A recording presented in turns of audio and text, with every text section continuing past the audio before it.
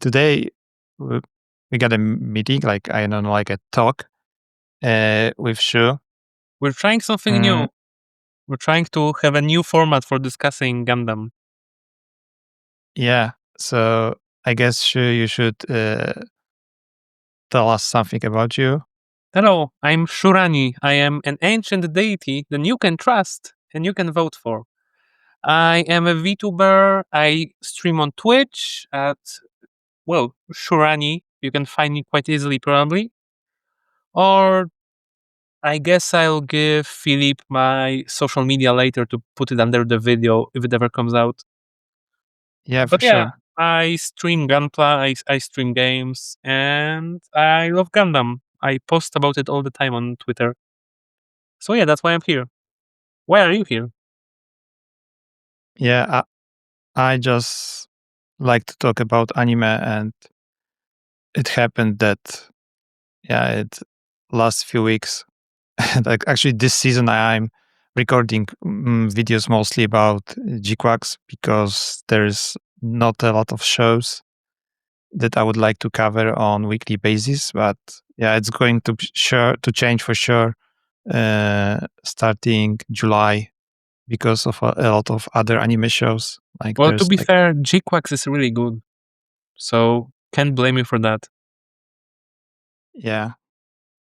Okay, so maybe we'll start with like talking about like GQuuuuuX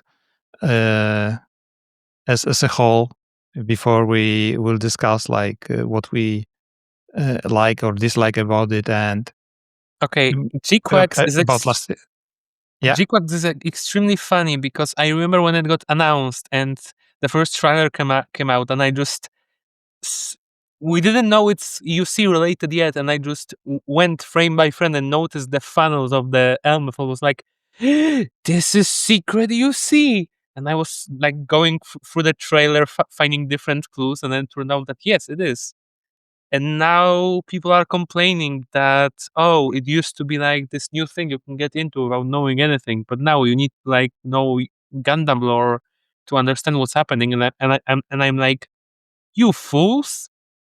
This is perfect for me. I'm a complete Gundam nerd, so I understand everything perfectly. I can tell you if you ask, but I would rather you learn yourself. You have to do your homework. You have to watch the other Gundam to understand what's happening. Like me. Ha ha ha. Ha ha ha. Anyways, so far the series has been pretty good, hasn't it? What do you think? yeah. Uh, I really like it, and I get your point about that. There's like a lot of stuff to process for somebody who never got into like in contact with Gundam or even with just like one or two series who's not like a nerd, as you said, like a Gunpla nerd, a Gundam nerd as you. But I guess this show is has some like really strong points. For example, for sure, the we have say like a clear character motivations, like characters like Machu, Nyaan, and Shuji have some straightforward personal stakes, and it might be like finding purpose or escaping expectations, and like or I don't know, like just finding Kira and having some fun in Gundams. But Okay, I will just stop you. Yeah, I can very much say that for both Machu and Nyan, that they do have very specific and clear motivations. But what are Shuji's personal stakes, and that other than get food because hungry? yeah, yeah, we don't know. We don't know. We are not sure about Shuji, but yeah, for a lot of other characters, even like the Anki's team, yeah, we know that they are mostly doing the clan battles to just get money. Yeah, so it's like these are like very simple human dramas, and it's like really clear entry point for newcomers. Yeah, so this this is set like the in the future, like say like the whole story is set in the future, Well, and future. It's it's a sci-fi show for sure, but like this emotional entry point is very like clear, I guess, for Well, yeah, newcomers, and the it's thing is that easy to understand. the thing is that the beginning is very easy to understand and it hooks new people, but then they start piling on like the UC lore and cameos from Zeta, and people just lose everything. So, which is kind of funny, I think, because the whole show is made that way that it reels you in with just simple, easy to understand characters, and then suddenly just jumps you with all this weird shit you have no idea about. Which is why I'm joking that you have to do your homework now to understand what's happening. Uh, Yeah, so I but I got like this points about the show as whole, like separated in say like three categories. So it's like strong points, like what works well for newcomers. Then there is like what's making this show be like mixed, like mixed accessibility factors. Let's call it this way. And then there's like this like these difficulties, yeah, these difficulties for new viewers, yeah. So I would say there's like I would like make like three categories of things that might be okay for viewers. So if you have like if you just give me a moment, I will maybe like say what I want to say about it. So for sure, as for this like easy to understand things for new viewers, there's for sure this yeah, this like human dramas we just mentioned. Then we have for sure the strong action sequences and great visuals. So mm, I'm pretty sure that you also really like this intense combat scenes. oh, And I will get into this later. Don't worry. oh yeah, okay, yeah. So yeah, so for sure, like the combat scenes, the mech battles are for sure like engaging and really good in my opinion. Uh, the storytelling is really not that bad. We got like this blending quick pacing and relatively self-contained core narrative. Yeah, so I, g- I guess like at least initially we should have for like much more flashbacks, but it's not really this bad. And yeah, then about this mix factors, for sure the new type concept. I guess uh, yeah, we should just discuss it later probably. I mean, Then yeah, but we have I don't think it then we was have explained well enough for anyone who doesn't already know what it is. yeah. Honestly, So this is like what I was thinking about, like to maybe discuss it later because yeah, I know this. This is like a really exciting like exciting concept for new viewers for sure. Like the new types, evolved humans with psychic like powers, and yeah, it's for sure not clearly introduced. Yeah, we got terms like Zeknova, Kira Kira, Psychomu, uh, but it's for sure confusing. Then we also got this dual focus on teen drama and political intrigue. So yeah, for sure, the love triangle, adolescent struggles is highly accessible, but this like whole political narratives are really complex. So to this for sure it to might be fair, overwhelm some viewers. the combination of teen drama and political struggle is not new to Gundam, but I think that Yeah, GQuuuuuX has a much better much better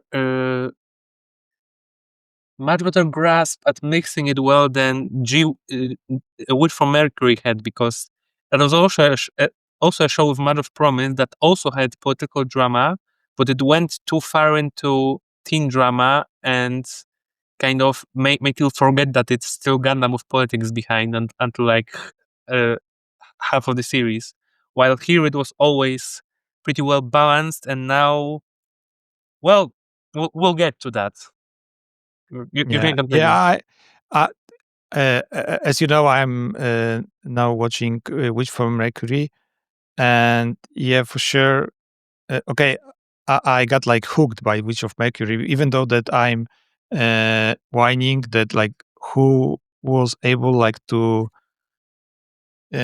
write this stupid story about like kids in a school dueling in in Gundams. Yeah, it's like I don't Well, know, like the whole concept is like so idiotic to me, well, yeah, but it works. Yeah, but it's really enjoyable to watch.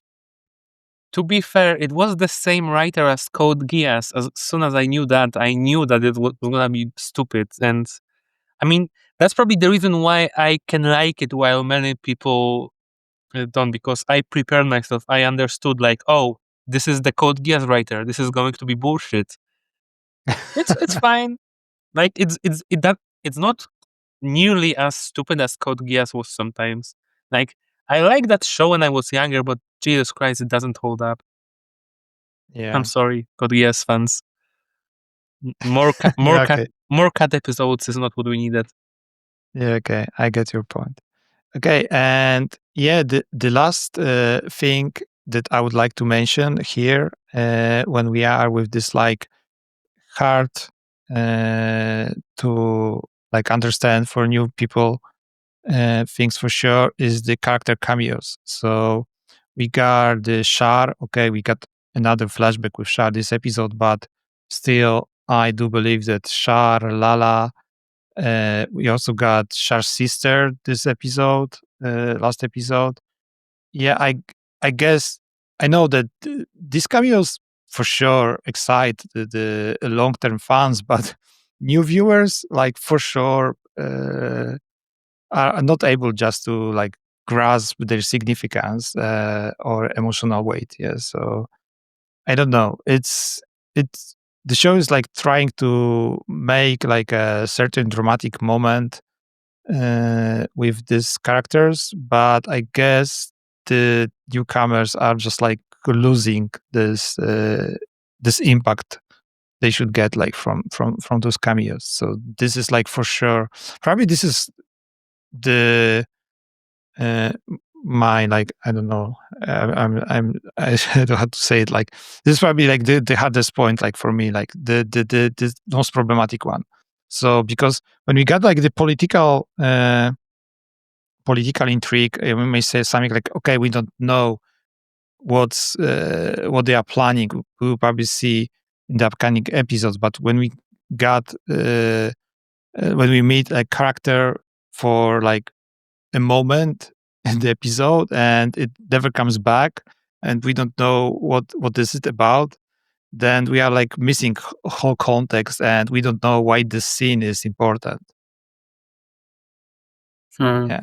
So I would like to mention that there is a problem with the newcomers missing stuff, but this is actually something that cuts both ways, because this show really feels sometimes like it's very much trying to play both sides, kinda fairly, because we both know there's a bunch of old Gundam fans who are like, "What is this teen drama?" And they complain that the first half of the series is basically just like teen drama they could skip, and only an hour happy with the newest episodes.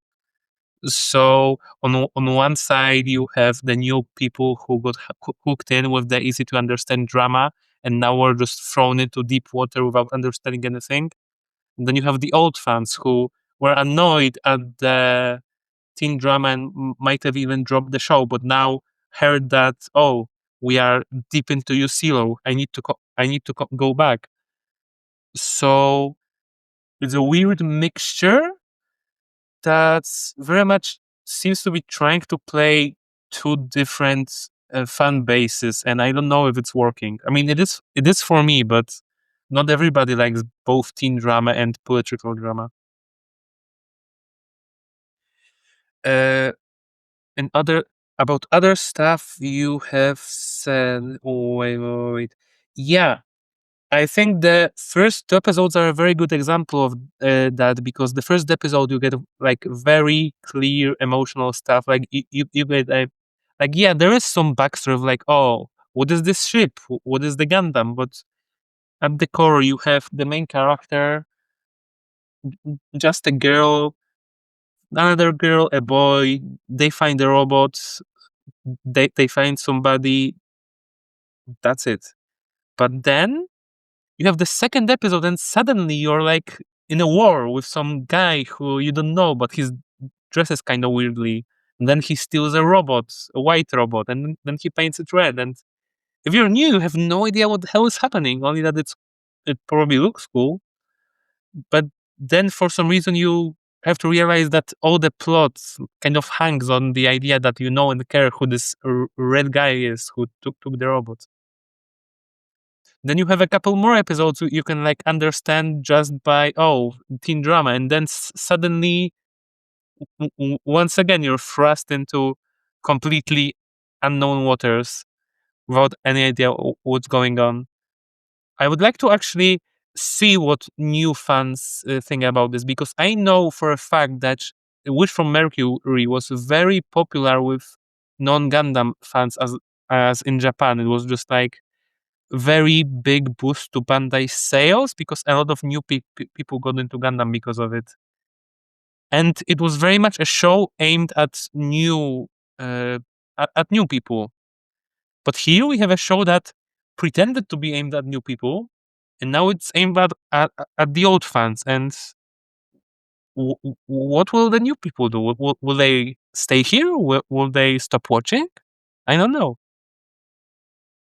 What do you think? Is Bandai doing, or I guess Kara doing the right thing, or are they out of their minds here? I don't know. Maybe they just like gave uh, too much room to Hideaki Anno, and he's just like playing with like whole Okay, Gundam concept okay. People have said that. on his own terms. Yes, Okay, so people have said that a lot, but I have to remind you that Hideaki Anno is actually neither the main writer nor the director. He yeah, I specifically keeps repeating that this is not his show. It's his studio, but it's not his show. He's just there like watching over it, yeah, but and he really wanted to write the 1 year word part, but he's not the main creator. yeah, but they're probably like really heavily influenced by him and his previous work. I mean, yeah, So like uh, One of Hideaki's Anno first like big jobs was working on Charles Counterattack, designing ships, right? He's been a fan for a long while, and he just wanted to write his Giren's Greed, Char gets the Gundam you know, fanfic, and yeah, he gets I through it. guess, yeah, I guess this show is just like it. It's possible to just watch it as a newcomer, and then probably this is what I like. I don't know, like today or yesterday, recommended to a guy is maybe just better to just ignore everything that you just don't understand. Just enjoy the show, have fun with what we are getting, and don't really bother with like all of these historical references and context. Yeah, because GQuuuuuX is like really, really heavily referencing to past Gundam events. So we got like this colony drops, Zabi family politics, Solomon event, cyber new types, and it's not it's not always providing us this like explicit context or quick explanations for almost like anything. So I guess that the new viewers may feel like they are joining this show mid story, and it's probably like I would probably just would like to just accept that I don't know anything, and okay, I know what I get in the show, and not really try that hard to look for all of this stuff on the internet, because it's probably going to be really, really hard to find everything that we might be interested in. Even if you get like to the wiki and check out like who Shah's sister is, this does not like give you uh, there's like for first thing, there's like too much information for sure there for you to like get all the context. But then it's anyway, you will not like get the why some things are important in this show. So I would say probably it's better to just like go blind than mm, than try to to understand everything. Well, I want to know how well that actually goes for people. That's what I mean. Like, I would like to ask some of these new fans if that even works for them. If going blind, like, if they can keep up with everything that's happening. I mean, I hope so. I hope the flashback episodes help with that, but I just can't put myself in that headspace of not knowing anything about UC. So it's hard for me to imagine.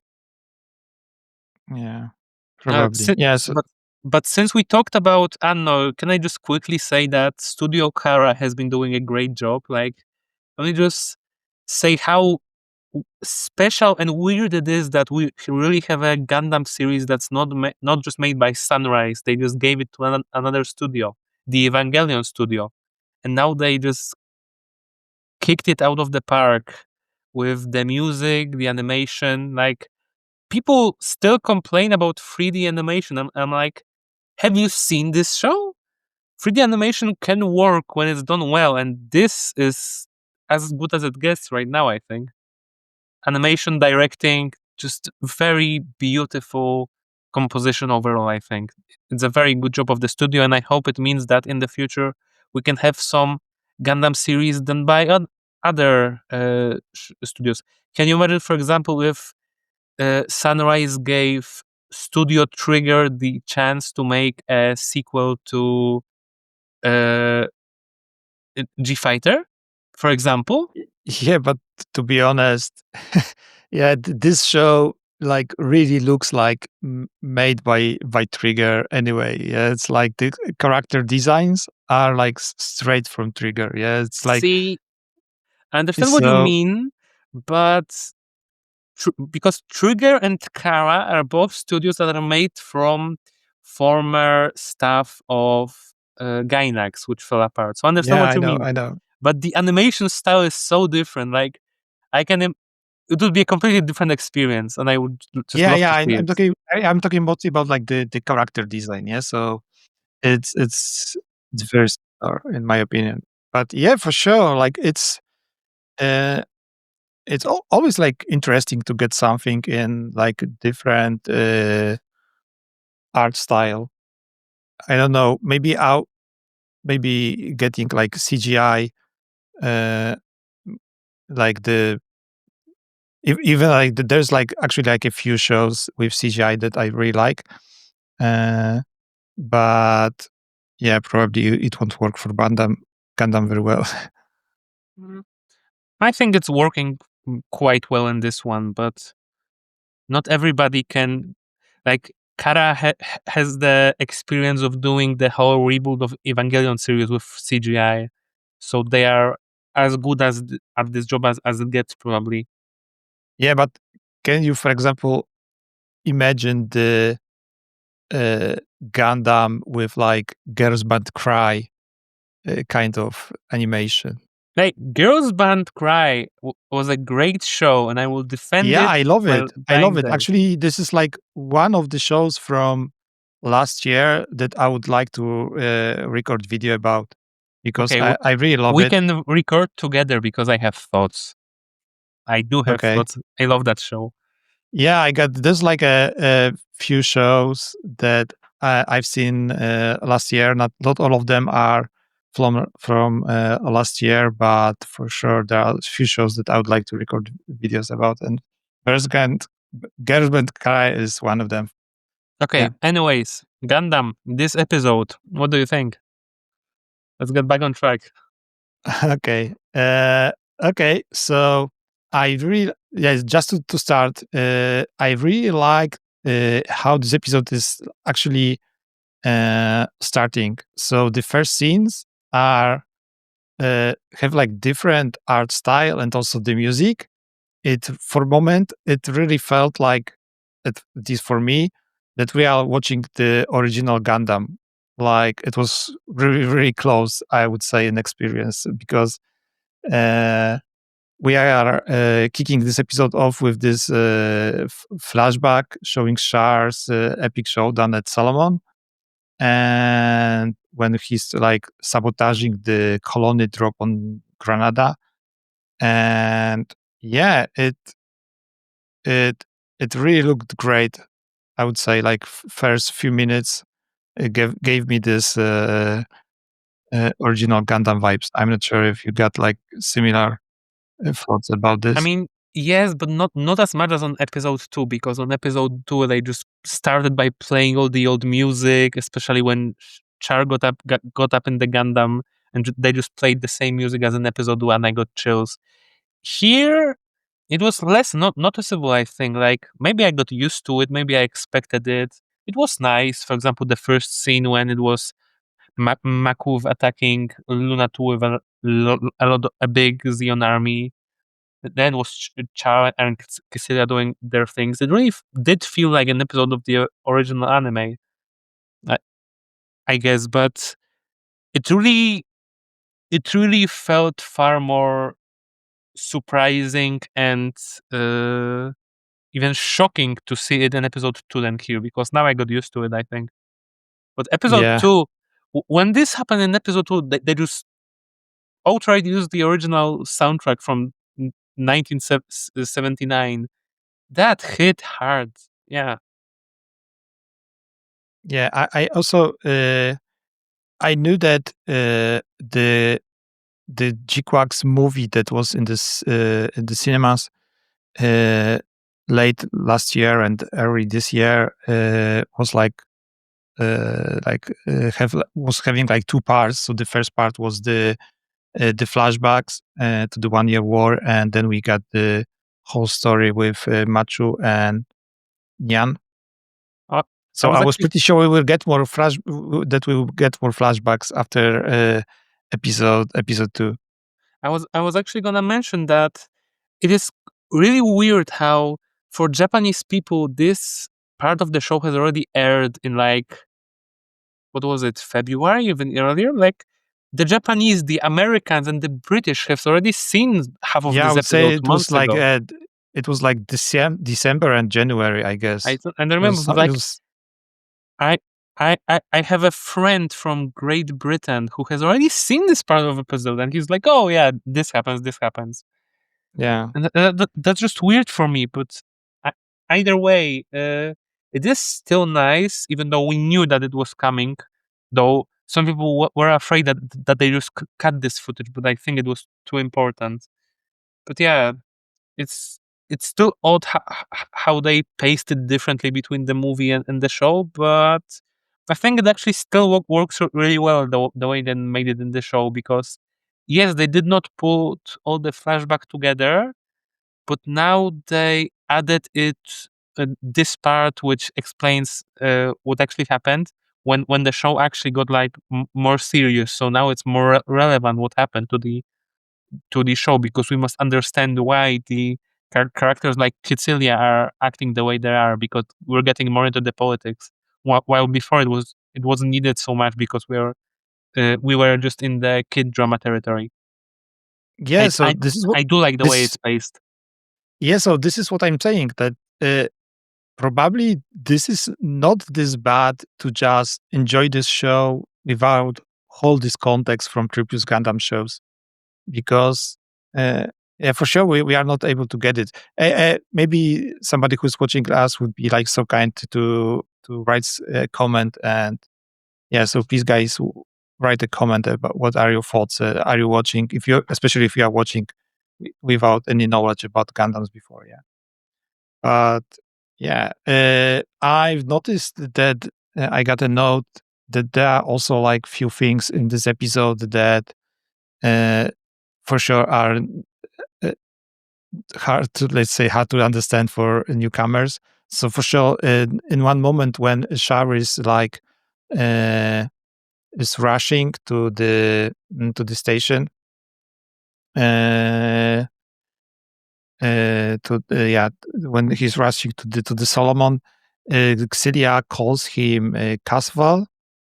Yeah, I didn't notice that, but you're right, because they never established that he's under a fake name in this show. So it must be very Yeah, confusing for people.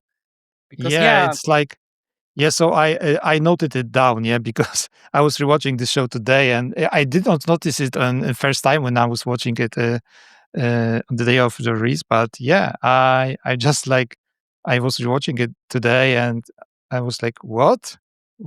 Why they are using this name?" There's like yeah, so this is like this kind of fan service that is really, really cool for some people, but it must be terrible for newcomers. Yeah, so I don't know. Yeah, I Yeah, there's like it really feels mixed. like okay. It feels like it was like the new watchers were like kids with floaters on, like just floating on top. And now somebody took off their floaters, just left them on the deep water, and like it's not my problem. You gotta learn to swim somehow.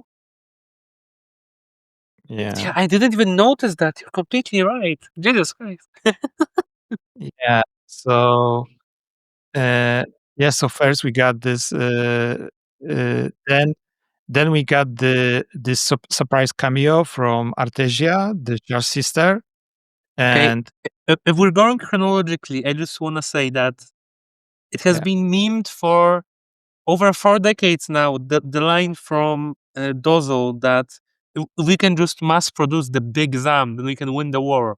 And well, turns out he was right all along. Like it's been a meme for decades, and now, well, they did mass produce the big Zam, and they're taking over the Luna too. So I guess he was right all along.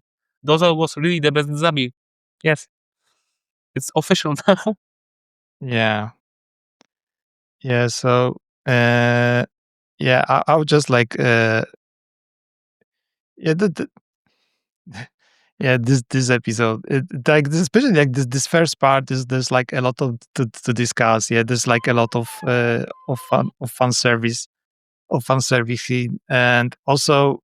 mm Yeah, but maybe let's discuss this Zeknova that activates, and we got Shar experiencing this like visions of the other side, and uh, he's like talking that he's living. He's able like to see time.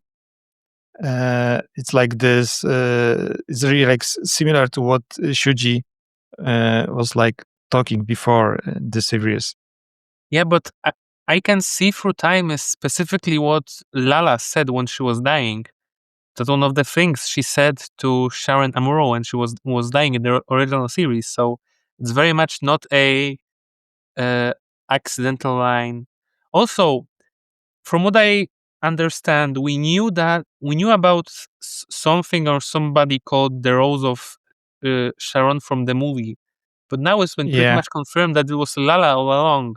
Like there have been yeah. hints at it, but it turns out that yeah, because many people think that thought that maybe Nyaan is actually Lala.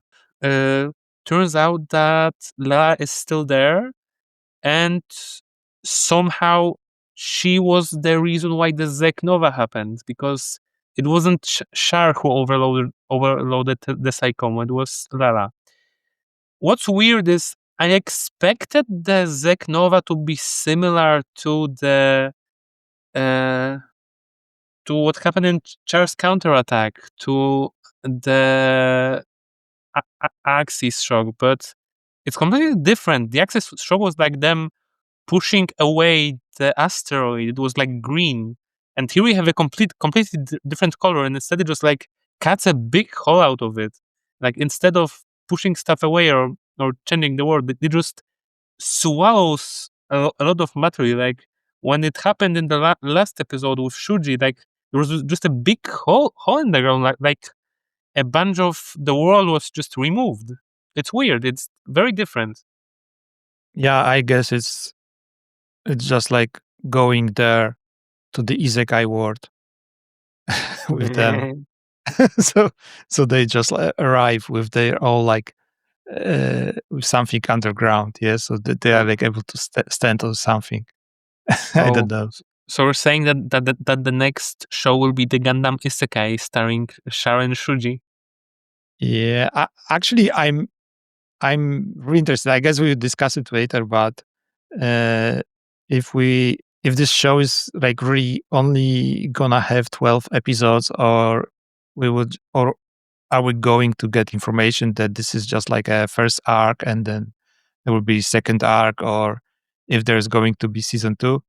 I'm not really sure because right now, yeah, maybe just discuss it later. Yeah, so maybe let's just discuss it episode. uh, Okay, uh, so going back or to the episode then, if that's what we wanna do, yeah, turns out that Federation is in their last ditch effort because they lost all of the other bases. They're just dropping Salomon on Grenada, so they have like a better position to treat for peace with Zeon, with both of them being as destroyed as possible. And turns out that all of the Zeon fleet is away attacking Luna 2. So there's literally just like what was it? The Sodon, so the green base, and three Salamis class cruisers, so four ships against the whole fortress and the whole fleet. So it turns out that Shar and Shaliabu had to, with just three other ships, defeat the whole fleet of the Federation and and turn away the giant asteroid. It was quite the start of the episode. Like even Cassilia was like, "Oh, we'll see if the red comet is if the red comet is really that good." Also, I was surprised because I was expecting her to maybe run away, but she said that she had, as a Zabi woman, she has to stay because if the Zabi run away, that what will the others think? And I yeah, this guess would be like a bit for morale. Yeah, yeah, but yeah, for others. Yeah, ba- back in 0079, she did end up running away from what was it? The Battle of Abawaku.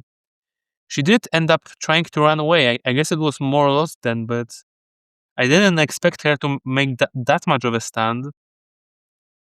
That's yeah, pretty impressive considering she wasn't fighting a fleet. It was just a big asteroid that was gonna hit her, and she was just like, "No, I'm staying."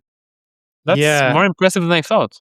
yeah. This is like a suicide call. So I guess this is probably like another kind of fan service. Yeah, so people who will get uh, this will be like impressed about this, but and somebody I didn't remember yet this. So so for example, I didn't notice it, but yeah, as you see, like there's like so much going on in this show that actually it's like a, I don't know how to say it. It's like a quite a complicated like uh, RPG game when there's like a lot of lore that you may like discover and have fun with it if you play the game for like 100 hours, but you are also able to just finish main story in 10 hours and be done with the game.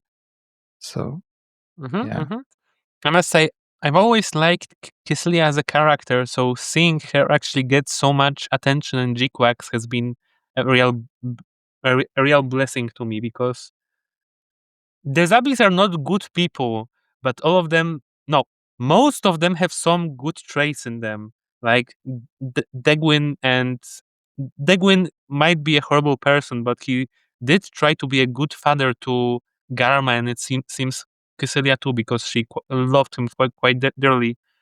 Uh, Dozor was quite a good leader. He led by example, and he was also trying to be like a good family man.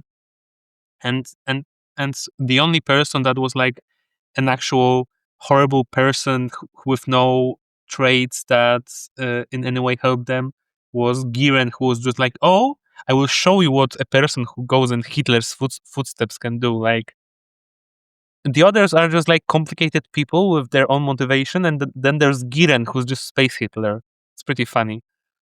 yeah, Like but they're all bad people, but one of them is far worse than the others.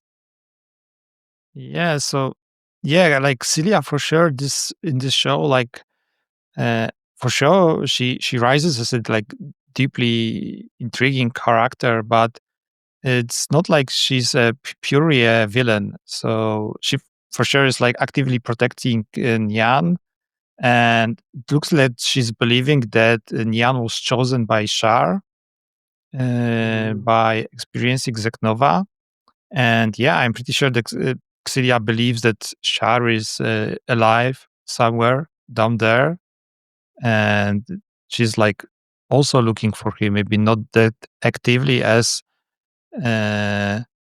as Shalia, but I guess that she's like willing to help everybody who is I mean, looking for Shar. if I may, the GQuuuuuX, the Gundam, was given to Shalia and his team by Kycilia because it's Kycilia who's developing the GQuuuuuX Gundam. So yeah, she was specifically helping him look for Shar. And yeah, she did just give him one of her, I would say, knights, because the Gyan is not just a generic grand suit. That is quite a rare and quite a prestigious mobile suit, at least in from what I know. And this was like a custom white Gyan. So she did give give Chaliabu a really good pilot in a very experimental mobile suit. So with Shims, she does indeed want to find Shar pretty hard as well, even though she doesn't actually trust Shaliabu, as it turned out. Well, she's right not to, but she doesn't know that. Yeah, yeah, we will see. I'm like really intrigued, and uh, I'm really curious if Xillia will be like a very good character in this show. Like, maybe the solar ray is not really a weapon. We'll see.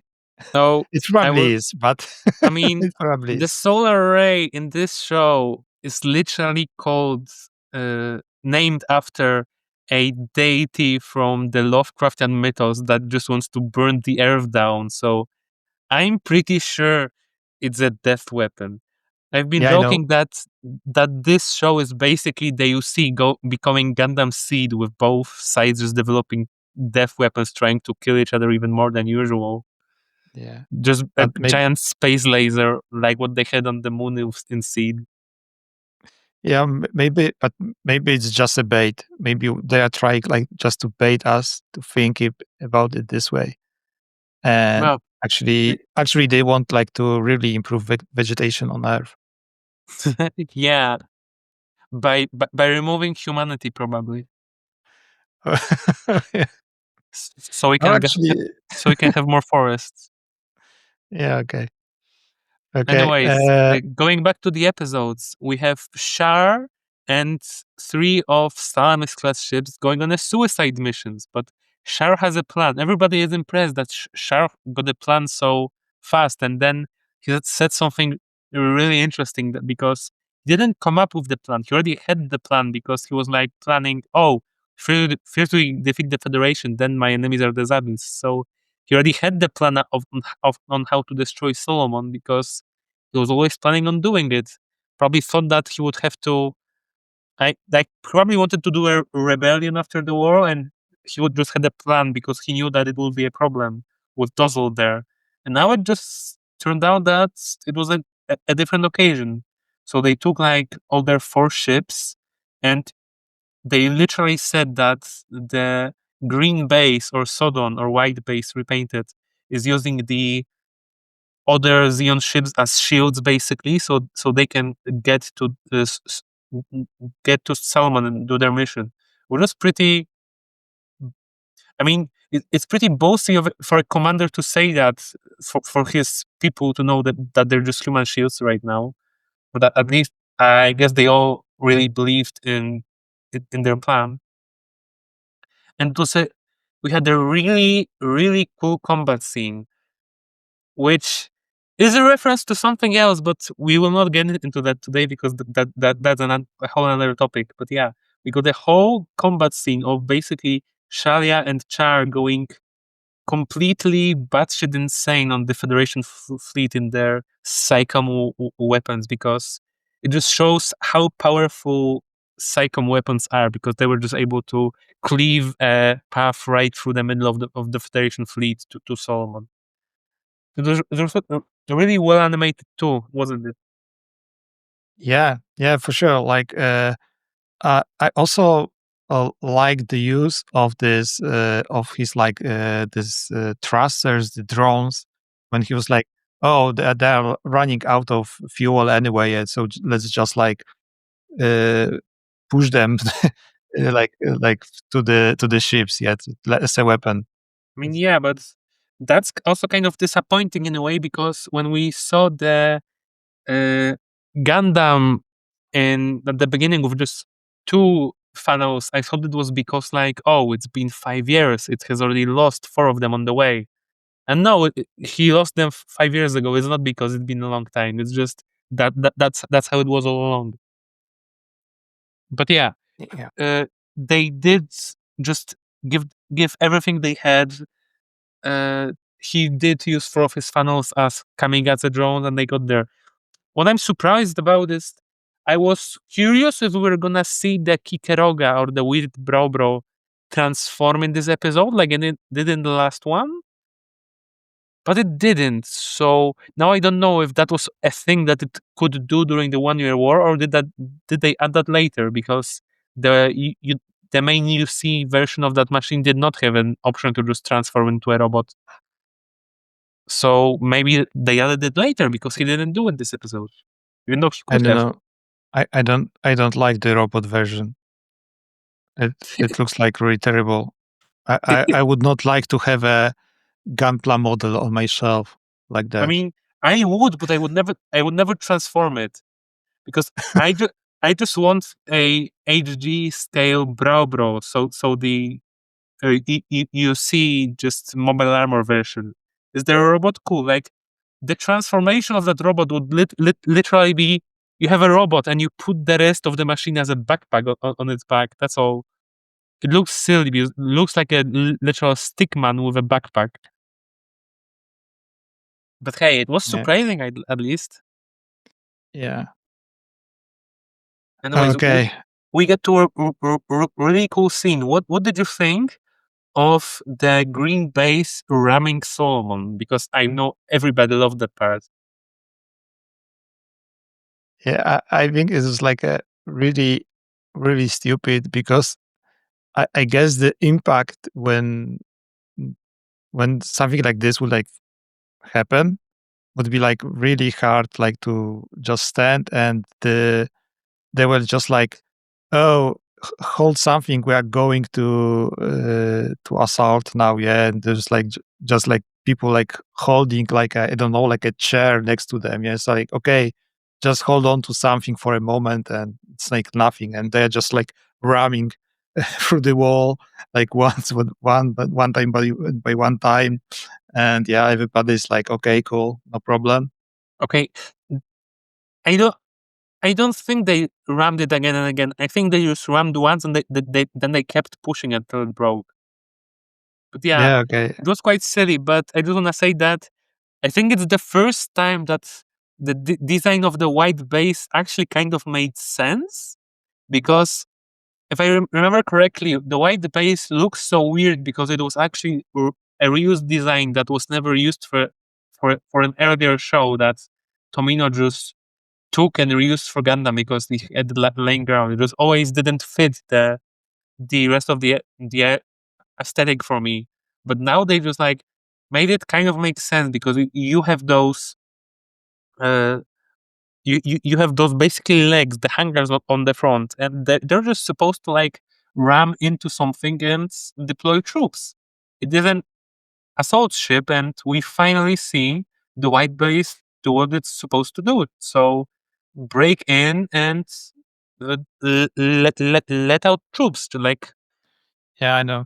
But maybe That we will get more uh, more scenes like this in the show. I don't know, maybe in the future, because it I depends on remember the there's episode like count. there is like no use for like it's like a ground troops or like just like humans in this show.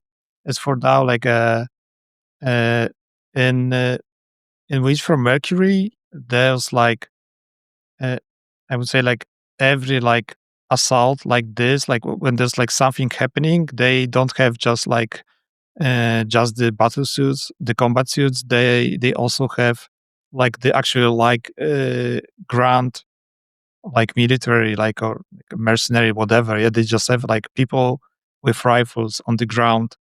Uh, going for a kill or yeah.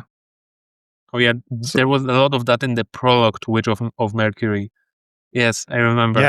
yeah, yeah. So and also in the like last episode of season one of Witch of Mercury. Yeah, so we also there's also like whole sequence and yeah, maybe just don't spoil everything, but uh, yeah, but uh, this is I guess this is not this common, especially in this show for sure. Yeah, we don't have like even the like police in the colony.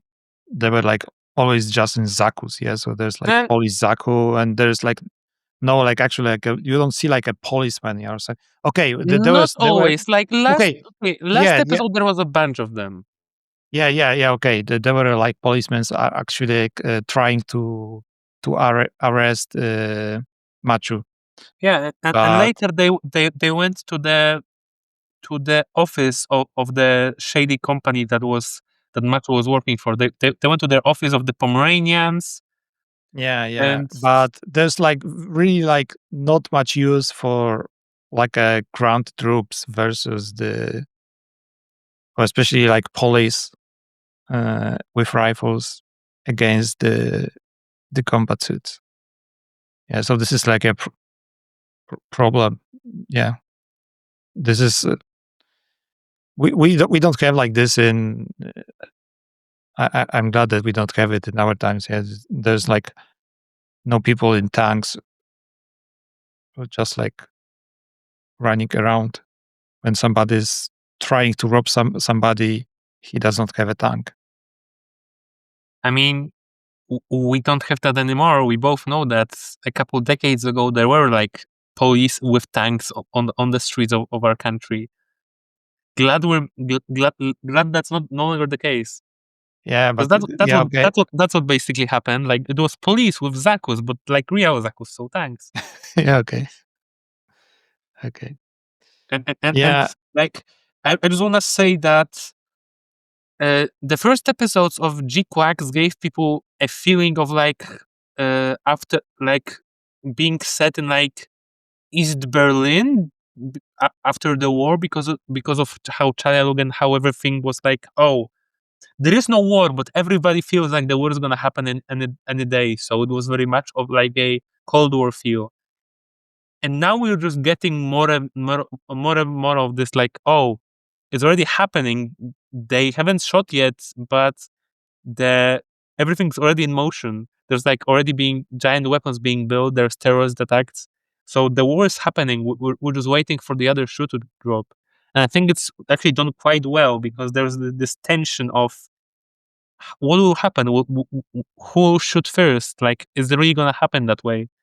And I really commend the creators for being so successful in making the tension because it's not even tension of something specific happening. It's a tension of something may happen. It's like no, we're not afraid of something small that affects our characters. We're afraid of something that affects everyone. A new war.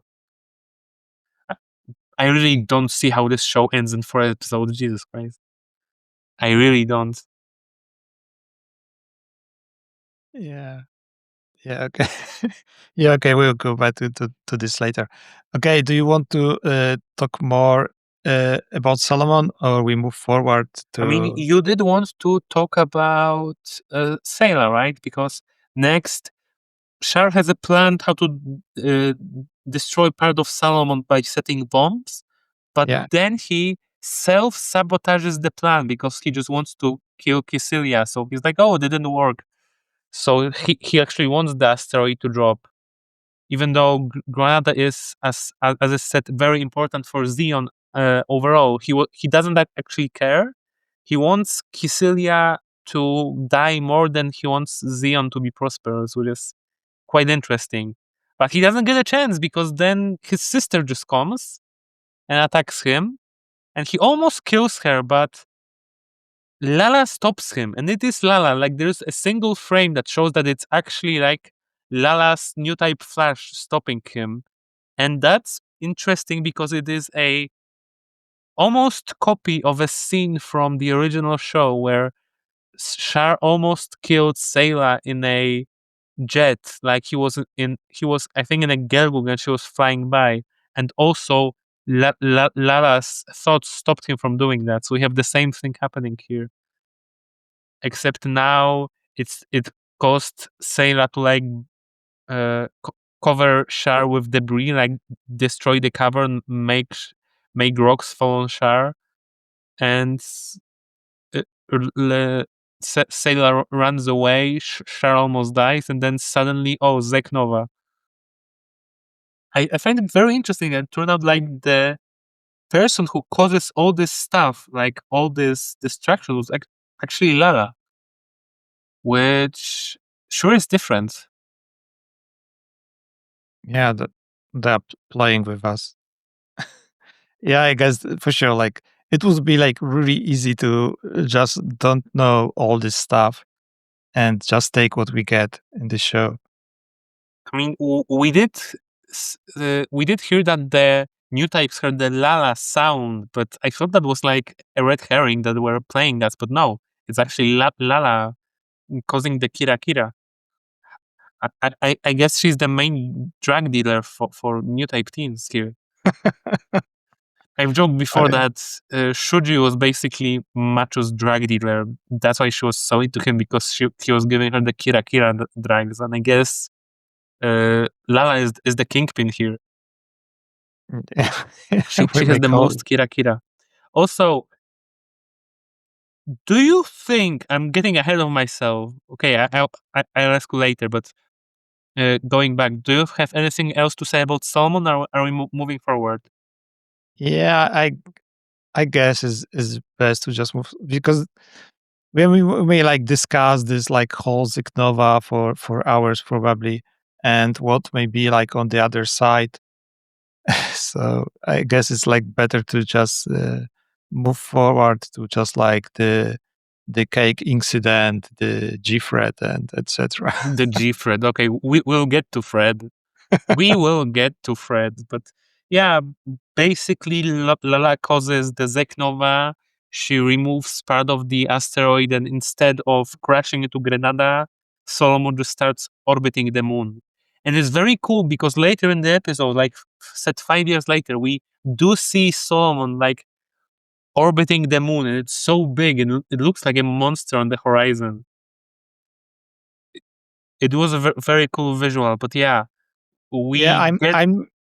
It's interesting how they like uh, make it stay there because this it's like uh, it looks like it's like just like staying on the same like in same place like all the time. It's like just like it's like oh a I don't holded by a magnet or something. Yeah, it doesn't look natural. Yeah, it's not like a it's like orbiting and it's like a showing from time to time. I I It's I strange. well, I don't think it's in one place. I think it's like orbiting like a moon. Just it's now moon's moon. It's moon. No, double zeta. Okay. Oh no. Does this mean Moon Gundam is next? No. It, what does it mean? What does it mean? Ah. Anyways, I do think it's a pretty cool visual. Just this big shadow of Solomon being over Granada, like them remembering they almost died. But Yeah. yeah, also it turns out that not only was it Lana that was the Rose of Sharon that caused the Zeknova, but she also ran away from Granada. Yeah. So we will learn later she somehow ended up on Earth, which is pretty interesting. Yeah.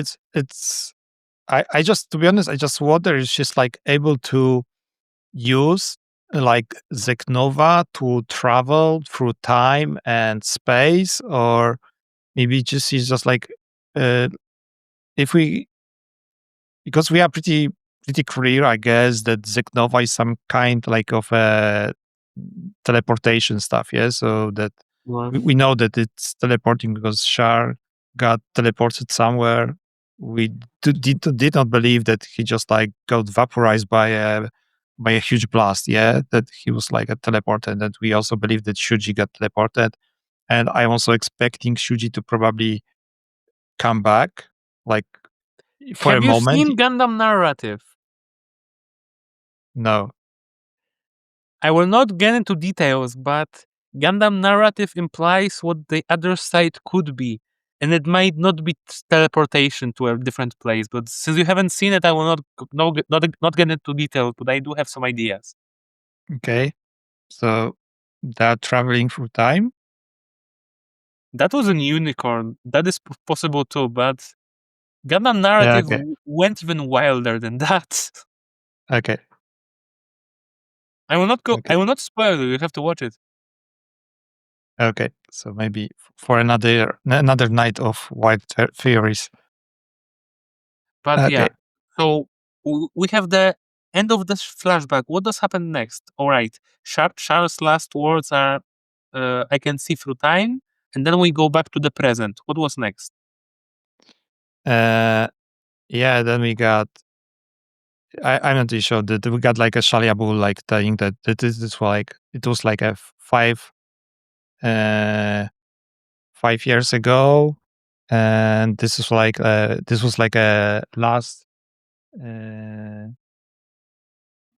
uh, what I was like. Yeah, it was like a last communication. Yeah, that we got from Captain Shar. Yeah, it was like, "Who are you? Reveal yourself." Yeah, it was like stuff like that. I got something like noted here. Yeah, but I can see time. I can see time. It was like a uh, last communication from Shar, and yeah, and Shalia is just still searching for him. And Wait, also, we know that Shalia is he was uh, he was aware of Shar's plan during Solomon because Shar just like really like randomly like just like reminded Shalia that yeah, we have to kill Zabis. Yeah, so it was like a normal actually, I thing. found Not it really funny because he said it so loud inside the ship, like anyone yeah, could have been there and heard it. Like, I yeah, understand that he's trying to Shalia, but he said it in the middle of a corridor during a battle. Like yeah, anyone could have been there, like any other pilot or like crew member of the Green Base could have been like, "Oh, what?" yeah. I guess yeah, I guess it was mostly for let's call it like for newcomers. Yeah, so mostly like for these new viewers, it was like a reminder that what was the Shar's plan and like just to let us know that it was like really a Shar's plan, not like some kind of plan that Shalia is now trying uh, to put in motion because I we know mean, that you are he's trying probably to. right. It was still really funny to just like yell in the corridor, "I am going to kill the ruling family. Yeah, I am yeah, going to kill our royals." yeah, Anyways, yeah. next we get to the best part of the episode. You know what that is? Kisilia Zabi cooking. Oh, I wish I could eat her cooking every day. Oh, we don't know it was like any good, but Wait, uh, she's I trying. actually we only saw her like serving a cake. I guess Yeah, it was like a dessert. Yeah, But but yeah, Nyaan for sure was not really like this interested about all this like stuff that was happening around her. It looked like just Nyaan is just like accepting everything, like that she gave up. It's like whatever you want me go to the academy. It's like okay, whatever. Then Xavier was like also asking her about this, like, oh, so you want to go to the academy? And it was like, no, I don't really want to. It's like they want me to go. Okay, I will go. It's like I mean, she she doesn't like want to, but she has to because Xavier mentions later that she needs to go to the academy to get like uh, Xeon citizenship later because she wants to stay in Xeon because life can be better there, but she needs to do something first. She won't just accept anyone. And something really big. I don't know if it's said before, but something really big is said because uh, I think Kycilia asks her where she met Mobile Suits, and she outright No, said that. no, no. It was Xavier when they were going from the meeting with Okay, Celia uh, to the like to the hangar, I believe, when they like first saw the Gfred. okay, But but for sure, this conversation was just between them in the car when he asked like, when did you learn how to use the combat suit? Yeah, and she said like when I was trying to escape the the colony. Yeah, yeah, but she said that when I was trying to escape side two, yeah, and that is very important because side two is the one that got destroyed and dropped. Side 2 is the site that was dropped on Earth.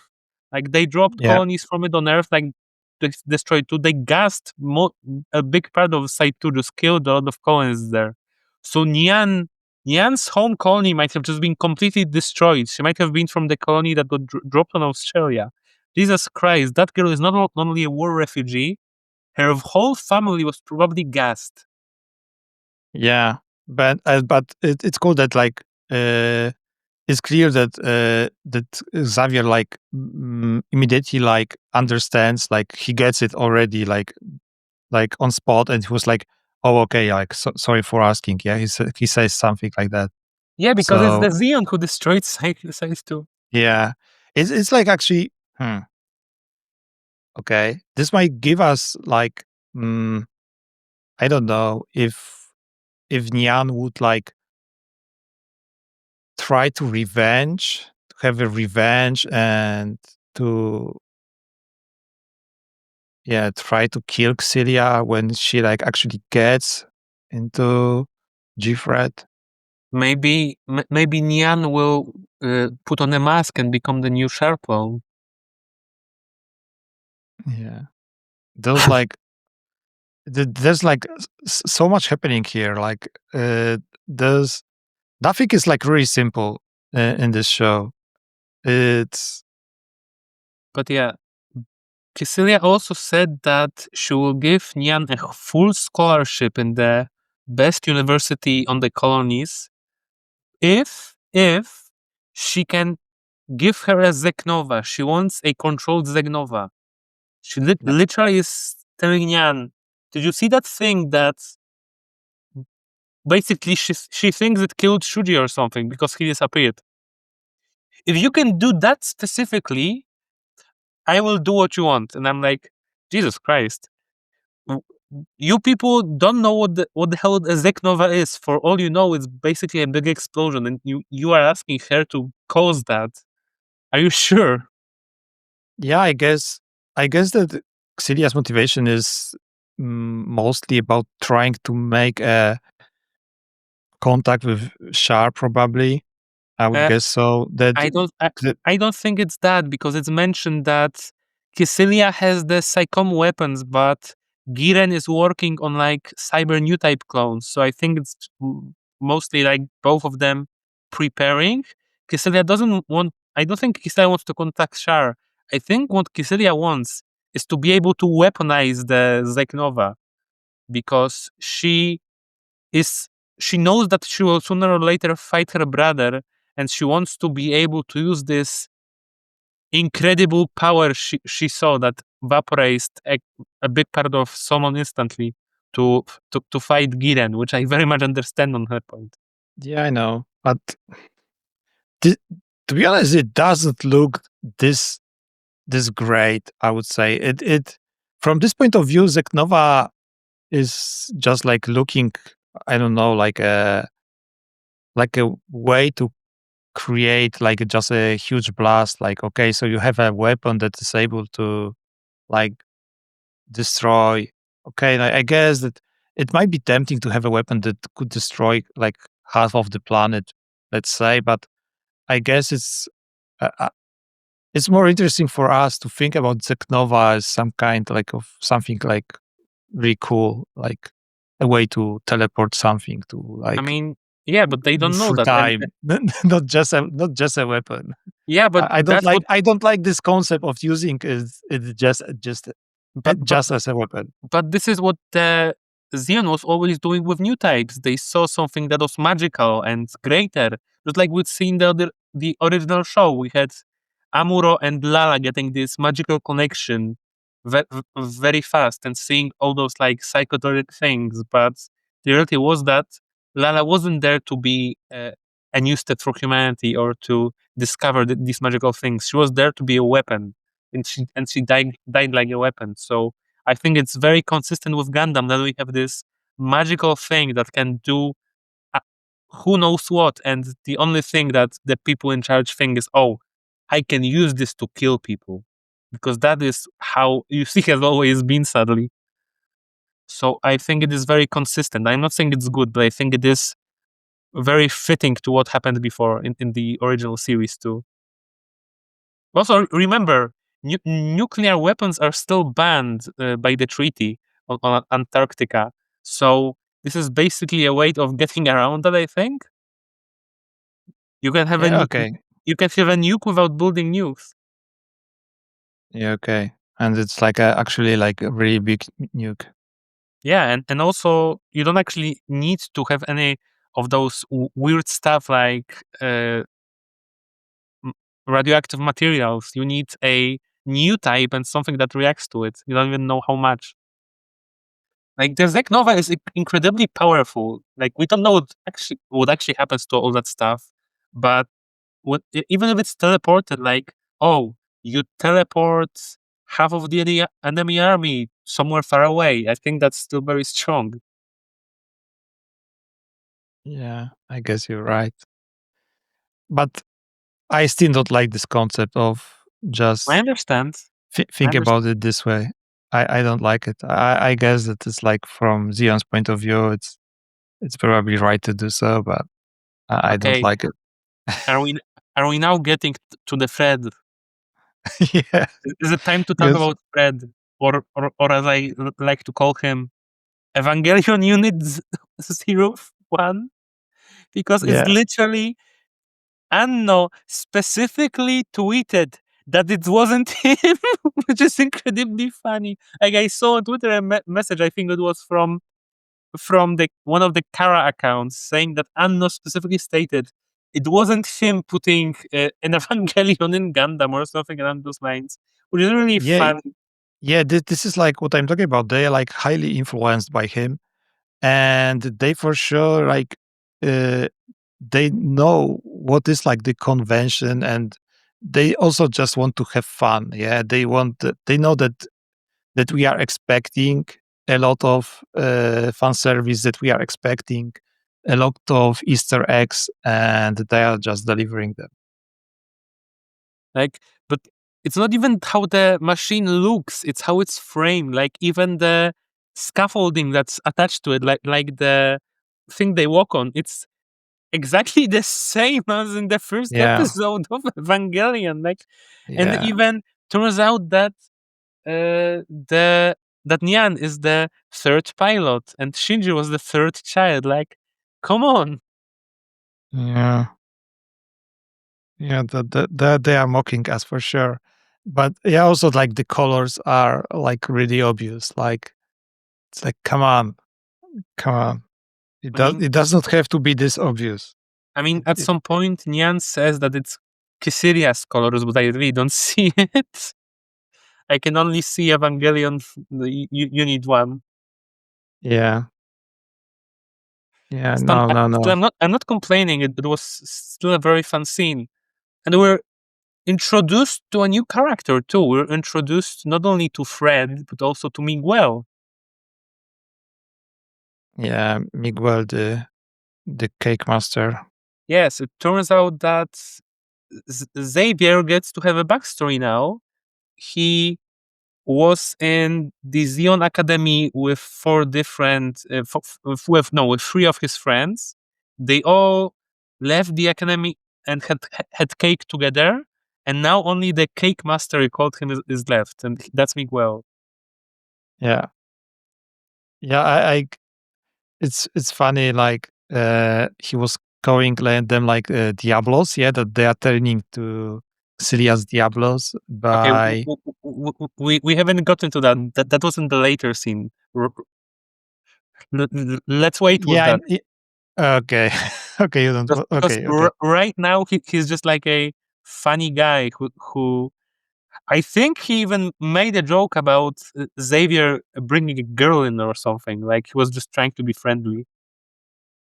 But yeah, we Yeah. have a new Gundam that's for some. I mean, okay, it's called G Fred, but as far as I understand, that's because of like some programming lingo of just how before it was mentioned that GQuuuuuX is a placeholder name. That Fred is also literally a yeah, placeholder name used in programming. So I think they're No, no, implying no. that I guess they're just like making like fun of us because they just like fake. First, they just like creating just like this G quarks, and now it's just Gfred. it And this is is it like is a it is if they're making fun of us, it's really funny that we have the Fred Gundam. yeah, yeah, and you will have to like to buy it. Yeah, like Yeah. I'm waiting yeah, for the Daphne, Velma, Shaggy, and Scooby Gundam specifically. I will buy the Scooby Gundam even if it's P Bandai. No, the P Bandai will be the version of the Scooby snacks. I can see it already.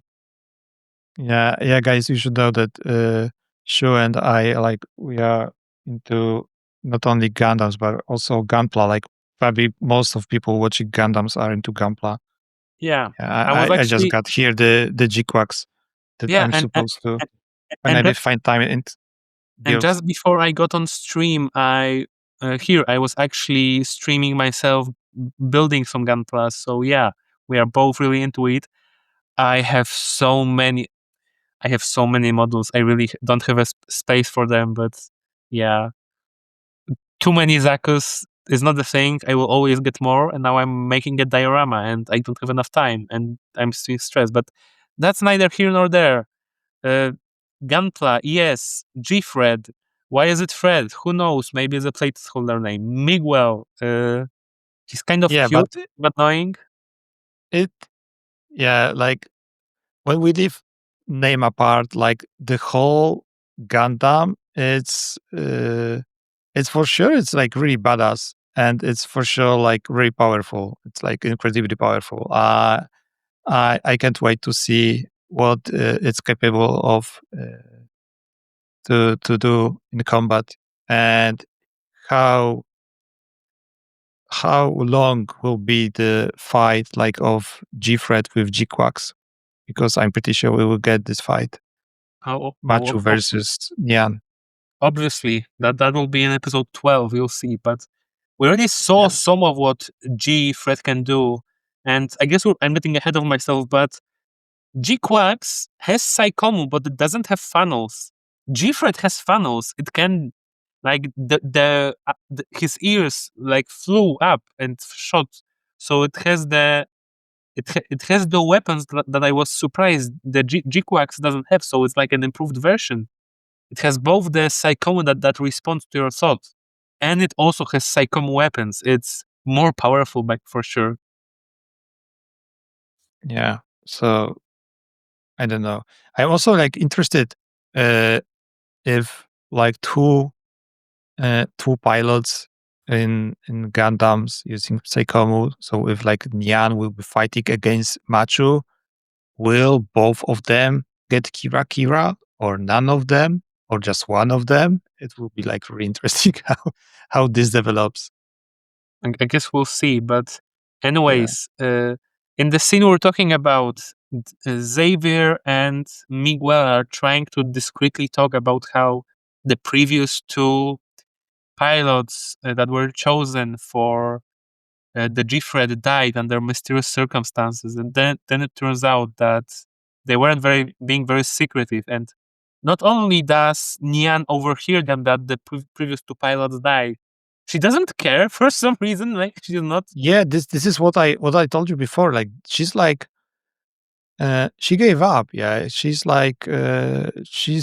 like accepting that she's just a pawn. Yeah, and like she will just like do what they are asked to do, what she's asked to Yeah, do. Yeah. And like I think she's on full survival mode because one thing that many people missed in the last episode was at the beginning of the last episode, she was reading on her phone about how her flat because the guy that was giving her jobs was arrested, and her flat was raided by the police. So she literally, that her cute flat, her whole life was stolen from her. Her crush and her crush was stolen from her. Her supposed best friend was angry at her, and she was, as far as she knew, left her.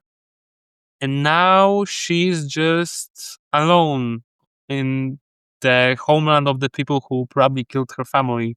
She's just accepting it because she doesn't see another option. She's just going forward, whatever happens. Pretty much, yeah. Yeah. So I guess that's it for the scene. Uh, Do you want to discuss it I guess they anymore? also mentioned that the pilots die of heart attack. Yeah, It's pretty intense. it was something about the heart. Yeah, but it was not only heart attack, but it was heart attack before they ever entered the Gundam. So they died of heart attack in suspicious circumstances without even getting to become a full-fledged pilot in it. It was interesting. Then we have a pretty funny sequence, I think, because first Xavier drives Nyaan to her hotel, I think, or wherever she's staying. Then she gets a text message from Miguel, and it turns out that he wants to give her cake. And she goes back to the place that Xavier just drove her from to eat a cake with Miguel. So they drove a bit, then she had to walk back. That's pretty silly. I Yeah. understand why Nian got so suspicious because Miguel just waited until Xavier drove her and then told her to just go back on foot. That's extremely suspicious, I think. Yeah. I don't, maybe there's like some kind of public transport there. I guess that should be in a like, Yeah, but let's say like city, yeah, because this yeah, but colonies land. but I don't think that Nian has her Pekka yet. I don't think she has the public transport card already. Yeah, okay. Yeah. Yeah, probably not yet. She just arrived there. Yeah, either way, Uh, uh, good thing that Nian was not only suspicious, she actually told Xavier about this. So, well, it's not much of a spoiler now because we're getting there. Turned out that it was Miguel who was poisoning everybody yeah. because he wanted to avoid Kycilia getting the power she wants. He said that it, it was Giran's people that contacted him about poisoning the pilots, but he did it because he wanted to, because he doesn't want the people to become, as you said, Diablos or Diabolos. Yeah. Was it Diablos or Diabolos? Yeah. I'm not really sure like how it was like what's like the translation from Japanese. So this is like already not this important, I guess. Either way, he doesn't want the pilots to become demons.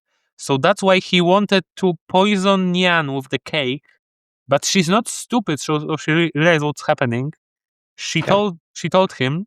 He almost shot her, but then it turned out that Xavier is also here with a weapon, and now he's concerned because his best friend is a traitor. And then Yeah. we get So okay, this is like the moment when Xavier also is like, this is like this whole sequence is like not very like, I guess, typical to Gundam shows because I have not watched like everything, but of course, but uh, as far as I remember, like in most situations when somebody is like uh, holding a weapon in Gundam, he's like he wants to kill the person he's aiming at. This is not kind of Gundam is not kind of show where you have somebody like aiming to somebody with the weapon, but then just like changing his mind. It's like, okay, I won't kill you. Yeah, I would say that Gundam is not like that. In in most situations in Gundam, when somebody is like when somebody has weapon, he wants to use it.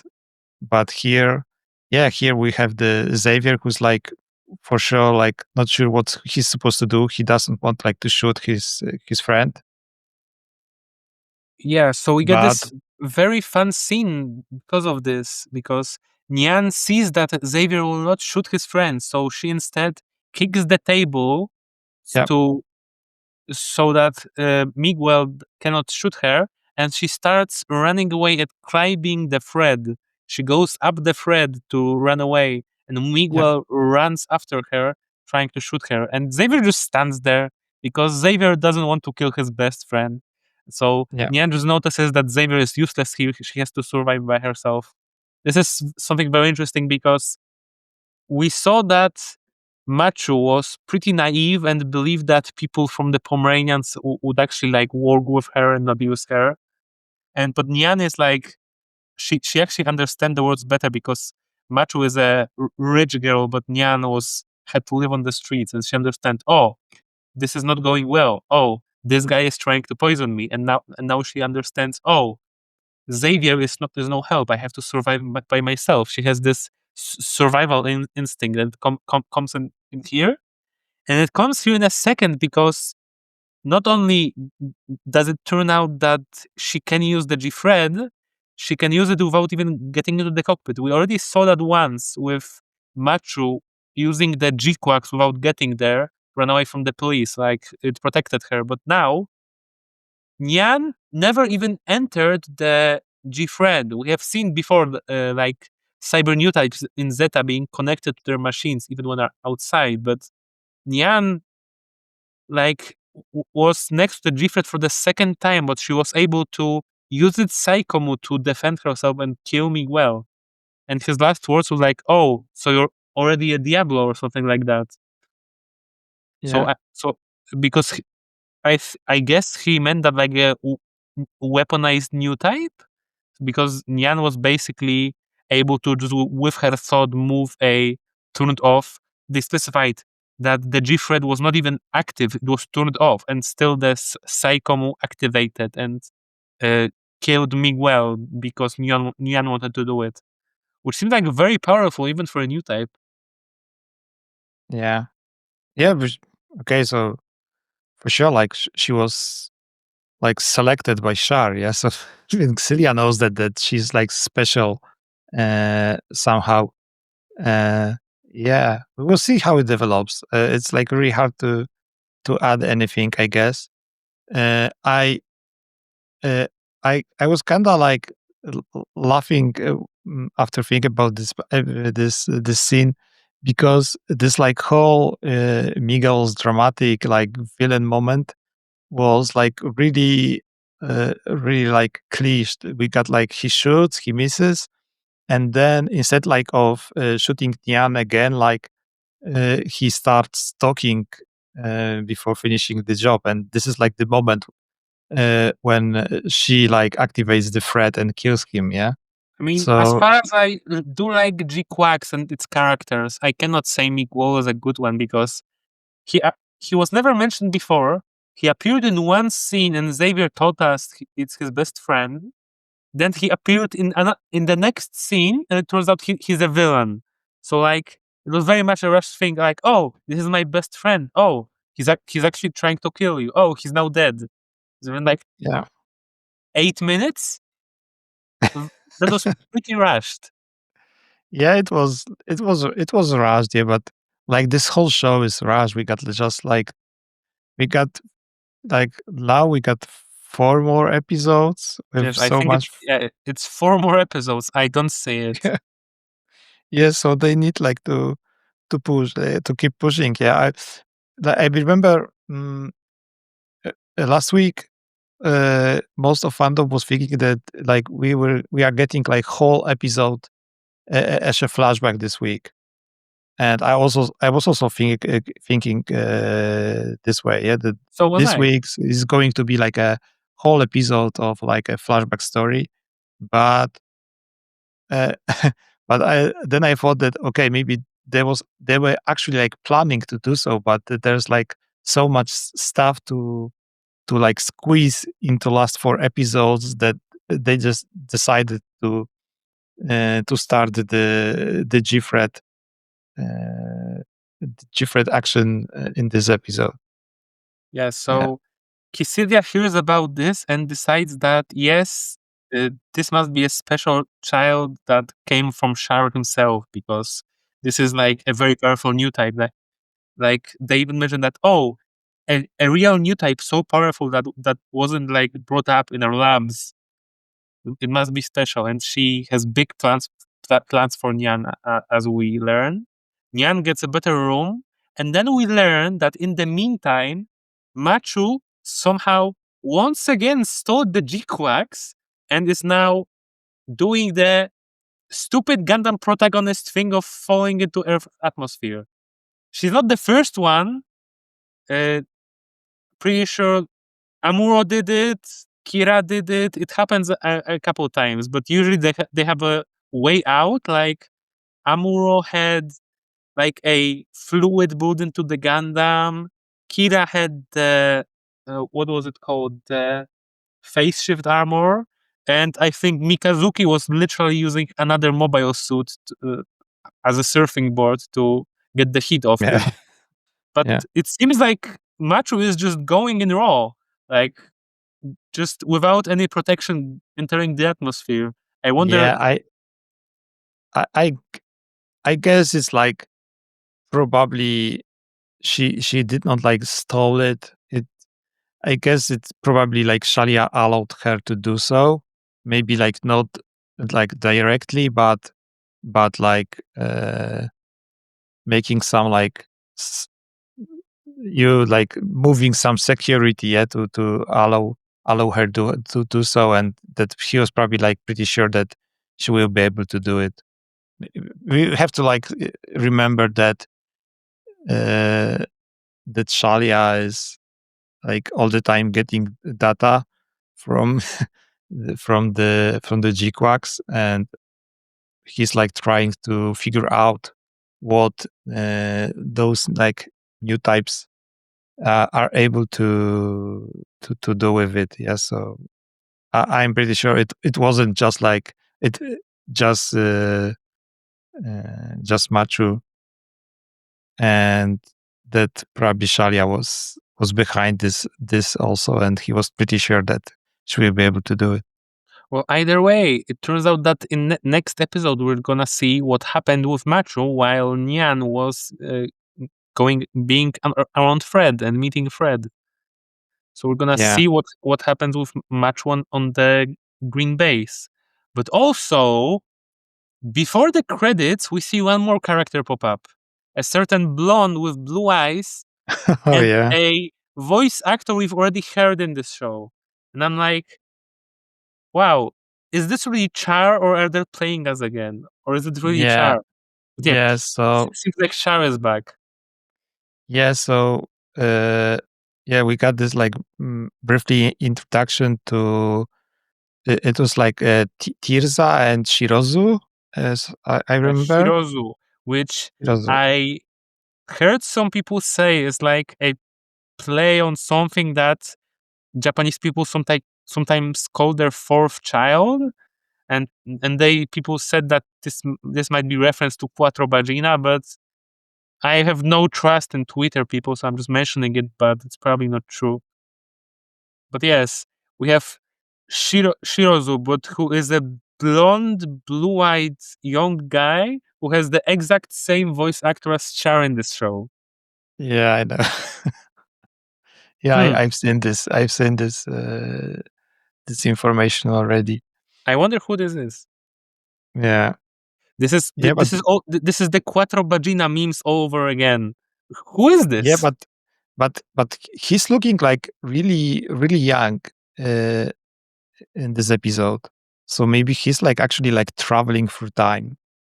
Or it might be a clone. That's also what I think. Maybe this isn't Char at all. Maybe this is what was his name from Double Zeta, the Char clone from Double Zeta, not like actual clone, but what was his name? I I don't remember the blonde guy from Double Zeta who looked like Char. Either Yeah, okay. way, uh, maybe he's traveling through time. Maybe he just. It is 2 years before Zeta, and he wasn't that old. So maybe he just has like the time to go to the spa and care for his skin.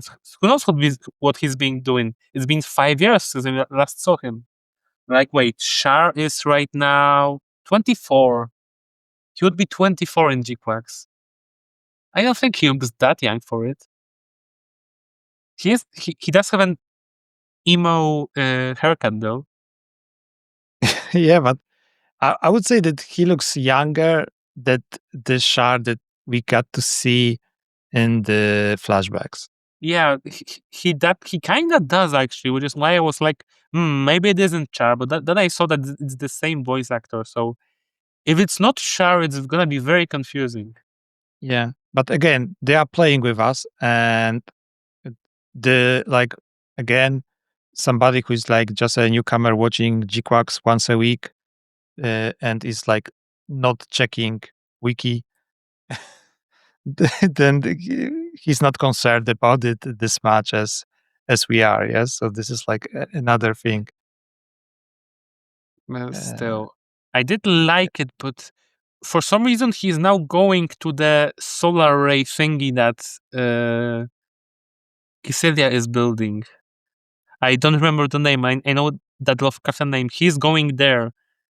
That's interesting. I wonder what's gonna happen next. But yeah, not only was that the last scene before the subs, before the ending titles, in the post-credit scene, we not only saw Macho going to Earth, we saw Lala. We just saw yeah, Lala being on Earth. And what I wanted to ask you earlier, but I ask you now, do you think Amuro will also be there? I'm half expecting for Lala and Amuro to both be on Earth. okay. To be honest, yeah, I never thought about getting Amuro there also. Because he specifically has been missing all the time. Like, people thought that maybe he died, but Sayla also survived. So maybe he just never got into the Gundam because there was no Gundam, and Sayla got I into don't know. the Gun Canon. It, I don't know. This is too much. This is too much for me. No, no, no, Understandable, but yeah, just no, Lara no. being there in person on Earth is already something. And Yeah, wait, the Red Gundam, Shuji did say that the Red Gundam wanted to go to Earth to find the Rose of Sharon, and now we know that the Rose is Lara, and Lara is on Earth. So the Red Gundam wanted to find Lara, which once yep, again makes me think because we had for the longest time we all thought that Char's soul was trapped in the Red Gundam, but now we think we have Char in the flesh, but also the Red Gundam is gone. So it's hard to say. Was Char the Red Gundam? Was Char somewhere else? Is that even yeah. Char? There was a time. mm I'm not sure, like in which episode. Maybe like episode 4 or 5, where I was thinking about that. Char actually might be the Red Gundam, like similar way that like the Suleta sister was the Ariel. Yeah, so Yes, yes. yeah, so I was thinking about that maybe this is a possibility, but right now, no, I don't think so. I just think that uh, like the Char probably is now able to communicate through Saikomu, similar way that Lala is doing. Or So or maybe the Red Gundam disappeared because it was turning back into Char. Maybe if Nyaan looked down, she would see like a naked Char running away, where the Red Gundam disappeared. yeah, So I'm just imagining like Nyaan looking down and seeing like a couple floors under, just naked Char's ass running away in the opposite direction, looking for yeah, clothes. yeah. I I don't don't know, know. man. It Like is I like don't. it's there's like so many possibilities, like, and all of them are like really exciting. So this is like really hard Yeah, to yeah, I understand it to because you're right. to This is get like overwhelming. anything. This is Yeah. overwhelming. I am very good at making theories, but this is so open. There could be so many theories. It's almost overwhelming because yeah, maybe maybe that's not Char. Maybe that is Char. Maybe the Red Gundam was always something else. Maybe Char's mind is inside it, and and the body has now a different mind. Maybe that's just a clone. Who knows? Yeah, Who knows so what the hell is going on? yeah, and this kind of gets us to the point because we are wow, it's going to be like 2 hours soon when we Yeah, I started know. talking. Yeah, uh, so this is kind of getting us yeah to the end. Like, so the episode ended, and we may discuss it like uh, the because like the thing about we may discuss the thing about the how this story will like wrap up because it feels like the story could like wrap up like really rapidly like in a okay we got this like scene that like explains everything yes okay I I disagree. we For me, it feels like normally like a story has built up, and then things happen, and there's like and then there's like downward movement. There's build up. There's like the main moment, and then like the climax, and the downward movement. I thought that we had somewhat of a climax with the Psycho Gundam and everything, and the Shuji disappearing, but we had build up, we had that. Now it feels like there's just more build up. That's why I cannot see how this ends in 4 episodes. Like it just feels like it's still building up to something bigger. It feels yeah like maybe it feels then they like that want to like it feels like at episode 12 we will get to something and then they will reveal, oh, there's another season, or oh, or there's a movie or something. Because yeah there, maybe it will expand into something larger yeah like actually it would be great. it would be great because right now I just don't see it. Like, yeah, maybe just like, oh, they both get Gundams, they fight each other, and Char and Lara were also there. Like, that is a possibility. But Yeah, this but this series is implying so much stuff with the Kisilia Giren stuff, with what's happening to the Federation, with what's happening to Sharia Bull and everybody else. There's like so much stuff being built that's just implying like a war, another war that can happen. So yeah, we could end with just, oh, and then they fought and they kill each other and that's the end. But it feels like this series is building to more and it doesn't have time to resolve all that. That's why I really don't want it to just end in at 12 episodes, even though it's supposed to. It's really weird. Like again, it doesn't feel like it's going to an ending. It feels like it's still building to like the main reveal, whatever that is. Unless the next 4 episodes will be rushing at a pace that I cannot even imagine. yeah, it's possible. I I guess I don't we want that have to keep in possibility. mind we have to keep in mind who's behind this series, and we've already seen that they like playing with us. So maybe this is also a bait, and it will like actually like really the story will like conclude, and we'll get like everything explained uh, in this last few episodes. And it will be like really great and we'll be happy with how it ended. Maybe it's maybe it's still just a bait. I don't know.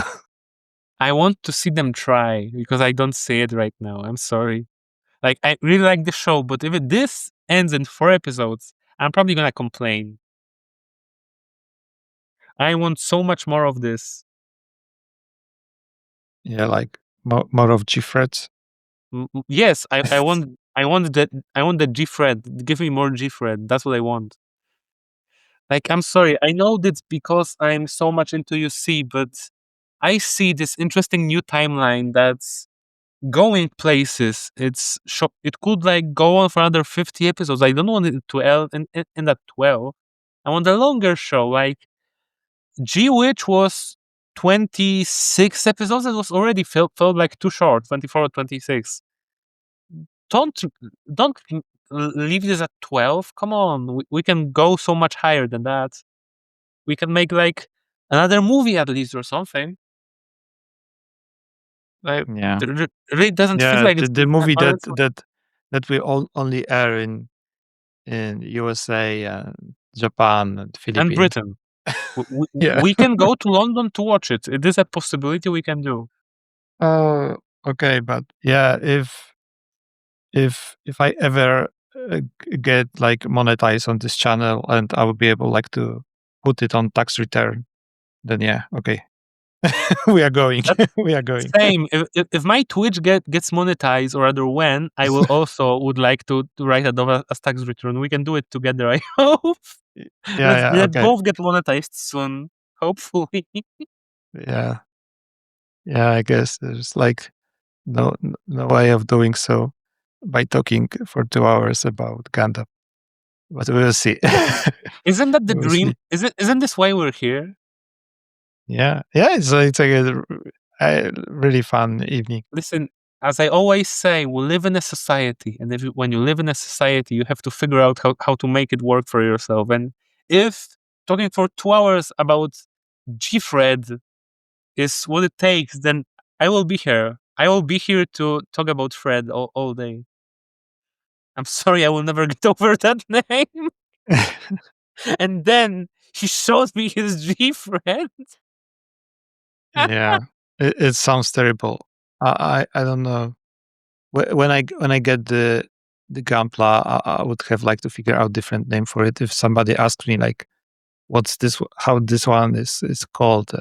It's Uh, easy. You just tell them it's G Evangelion. yeah, okay. Yeah, this is a yeah, It is this a is better name. yeah. I would just say that this is a Nyan's Gundam. Yeah, this one is Nyan's. Yeah, it even has cat ears. That works. Yeah, You can get like a tail for it too, so it's a full on cat. Like yeah, I'm sure there is a 30-minute sisters with a tail. You can get one of those. yeah. Okay, okay. So I How do you guess like the show so far overall? yeah. Uh, I really like it. I wish there were some m- more explanations for stuff that we don't understand, especially for newcomers.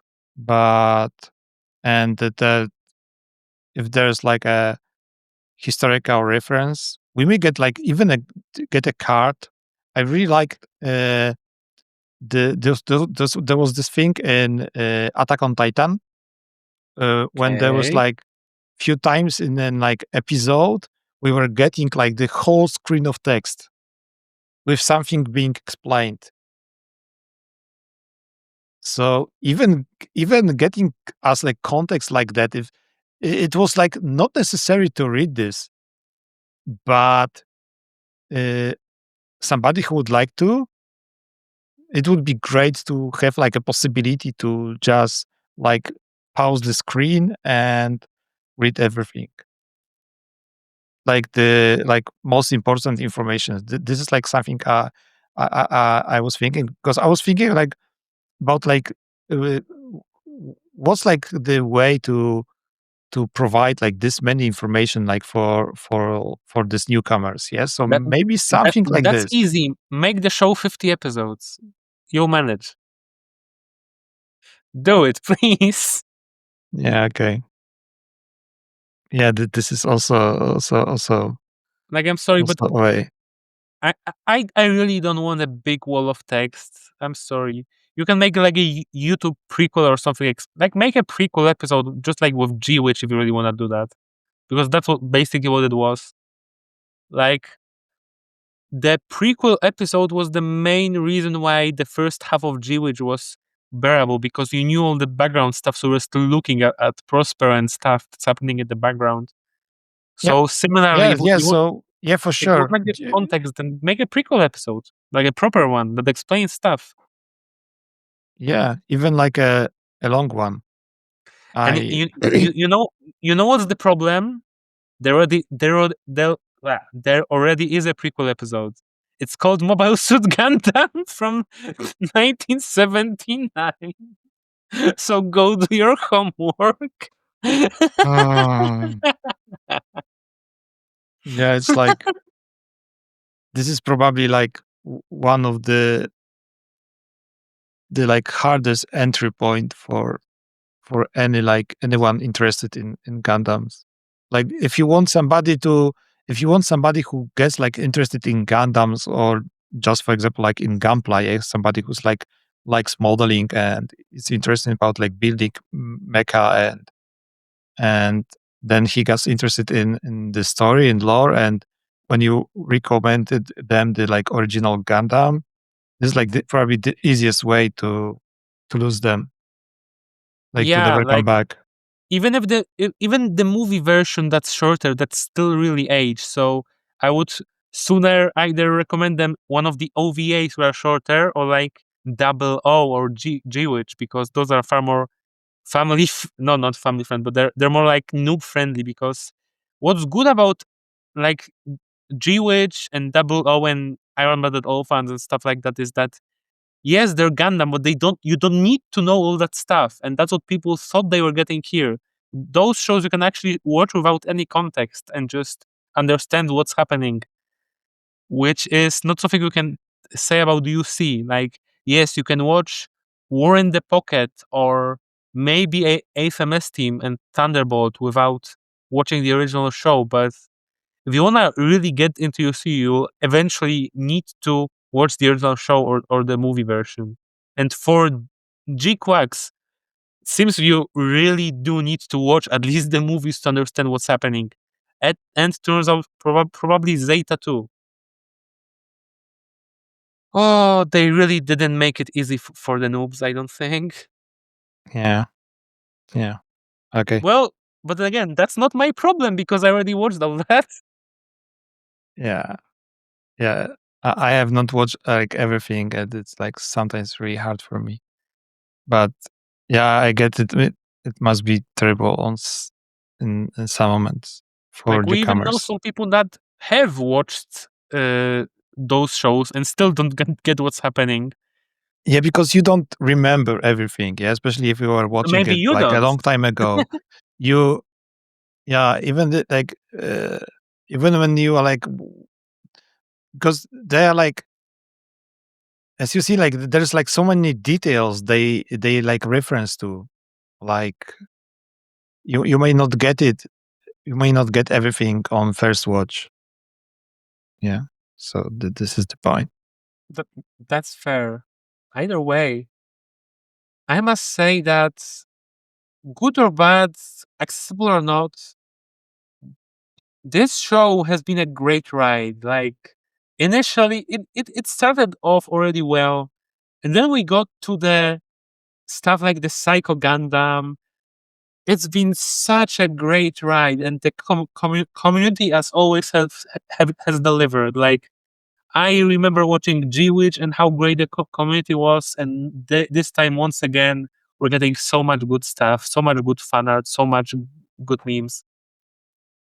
So before we finish, what is your favorite thing that has happened other than the show, like that the community has done?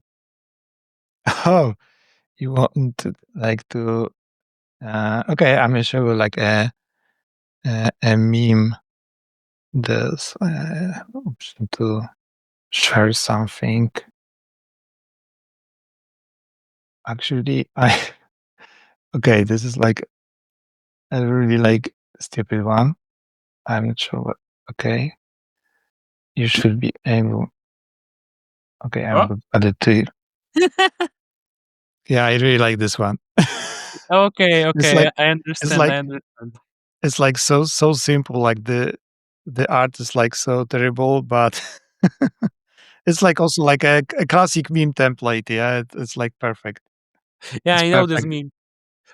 Myself, I would like to just give a shout out to everybody who instantly fell in love with the which pilot from like episode 4 or yeah, episode 4, just for her to die instantly in that same episode, because she was in one episode and died, and ever since then, week after week, I've just been seeing more and more fan art of her. It never stops. Like Yeah. Yeah, everybody like just loves that character yeah, so much. yeah, fandom loves her. Yeah, this was I was also talking about this when we got introduced to this like cyber new type that I was like in my video I was like telling guys like not to fall for hell. Yeah, like she's also going to die. Like Hey, hey, hey. Before you say that, remember that the Psycho Gundam has its cockpit in the head. She might still be alive. There's still hope. There's still hope. no, no, she's like she's heart She's of the dead. machine. Yeah, she's heart of She's the dead, I Gundam. know. She she cannot live without it for sure. Yeah, but it was great while it lasted, though. Just like with the witch. And my favorite joke was probably, now this is a woman who could have been a mother to Shar. I wish she was my. I would call her mommy. Jesus Christ.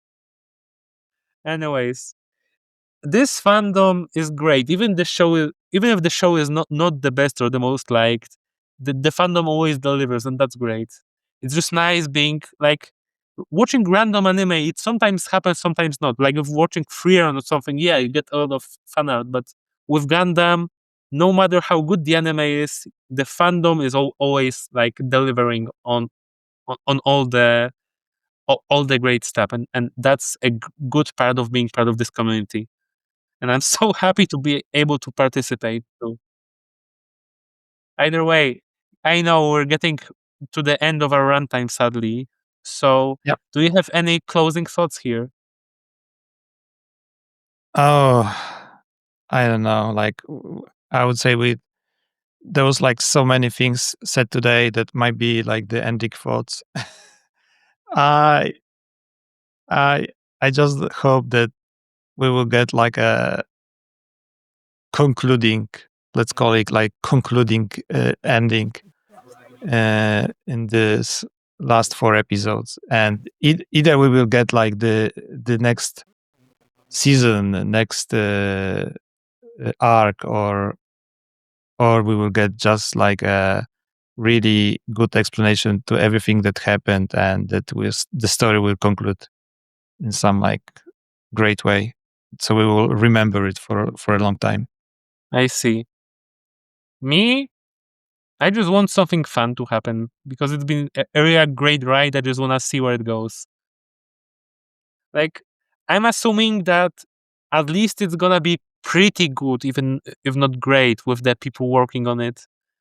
I just want to see when it goes because it keeps surprising me, keeps showing me great animation. I am entertained. For me, this is Kino. So yeah, I think we can end it around here. What don't you think? Yeah, for sure. So yeah, guys, if anybody is still watching, you for sure owe me a sub, and you for sure owe Shu. Uh, I don't know. A It's like follow on probably Twitch, yes. yeah, you don't have a subs yet. So Yeah, yeah, no, so yeah, but soon. the links are going to be in the in the not the comments, like in the description of the video. Yeah, so please check it out. As you see, Shu knows like a lot about Gundams. And I Uh, stream Gunpla and Gundam games. So yeah, yeah, yeah. see you on my So channel. you have to go and check it out. Yeah, Yeah, and keep watching Philip's review because it's really fun to have somebody else's opinions on the show always when you're watching it. Anyways, that's it for me. So I'm saying good night, Philip. yeah. See you. Bye.